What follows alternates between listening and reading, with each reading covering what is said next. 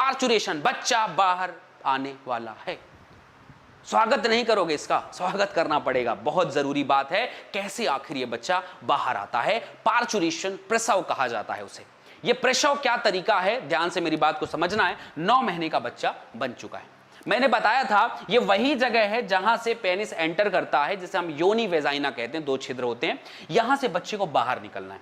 अब सोचो, ये इतना बड़ा दर्द, जिसका दर्द जो फीमेल ही समझ सकती हैं, ठीक है। कहते हैं हाथ में जो है 10-12 गोलियां मार दो, उतना बराबर दर्द जो है यहां पर प्रसव के समय होता है। तो ये जो पेन है, ये सिर्फ फीमेल को ही भगवान ने वरदान दिया, सह सकती है, मेल के पास में ये पावर है ही नहीं। तो बहुत सेंसिटिव प्रोसेस है जो फीमेल सहती हैं अपने जीवन में, इसे हमें पढ़ना है। तो ये छोटा सा पोर्शन वेजाइना, एकदम छोटा सा और इतना बड़ा बच्चा उतने छोटे होल से बाहर निकलने वाला है।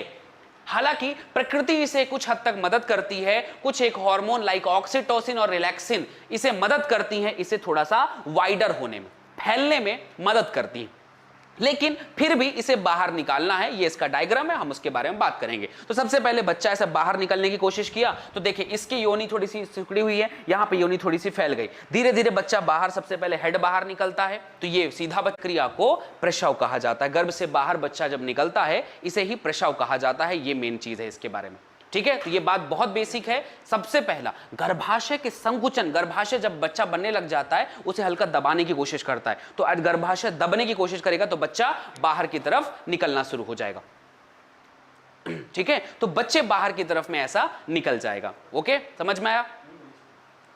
आएगा भाई, आएगा, आज ही बच्चा बाहर आएगा। सब लोगों को आज ही एकदम तैयारी मिलेगी, है ना, क्रपट मतलब प्रकट हो जाएगा भाई। आप लोग ने वीडियो रुका है, अब शुरू हो जाएगा, बच्चे का आज ही डेवलपमेंट होगा। तो इस तरीके से अभी आ रही है वीडियो, बच्चे को वीडियो कैसे बच्चा आएगा?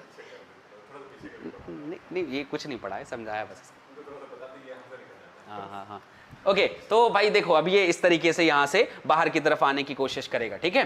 तो हमें इसमें अभी ये डायग्राम सिर्फ अब समझाने की कोशिश करते हैं कि ये वेजाइना वाले पोर्शन से बाहर निकलता है। सबसे पहले बच्चा बाहर आना शुरू हुआ, तो ये पोर्शन थोड़ा सा रिलैक्स हो जाता है रिलैक्सिन की वजह से, और इसके बाद ये बच्चा बाहर निकला, और उसके बाद प्लासेंटा बाहर निकलता है। अब जानवरों में आपने जनरली ये बहुत कुछ देखा होगा, ऐसा ही कुछ होता है कि पहले बच्चा बाहर निकलता है, उसके बाद प्लासेंटा बाहर निकलता है। तो ये प्रोसेस है, थोड़ी देर बाद प्लासेंटा, कई बार साथ में भी निकल जाता है। हम इसके बारे में थोड़ा सा बात करेंगे। तो प्रसव है क्या? तो गर्भाशय का संकुचन का बाहर निकलना। संकुचन के बाद, अब जैसे सीधी सी बात है भाई कि अगर बॉटल से पानी को बाहर निकलना तो बॉटल को दबाओगे तो पानी बाहर निकल जाएगा। वैसे ही गर्भाशय अगर संकुचन होगा, सिकुड़ेगा अंदर की तरफ में, तो बच्चा बाहर की तरफ पुल आउट होने की कोशिश करेगा। इसके लिए कौन कौन जिम्मेदार है? सिर्फ इतना सा प्रोसेस 2 अलग अलग प्रवृत्ति के कार्यक्रम में होता है। सबसे पहला कार्यक्रम एक न्यूरो एंडोक्राइन मेथड है। हमारे शरीर में कोई भी प्रवृत्ति, कोई भी कार्यक्रम जो होता है, उसमें 2 चीजें जिम्मेदार हैं।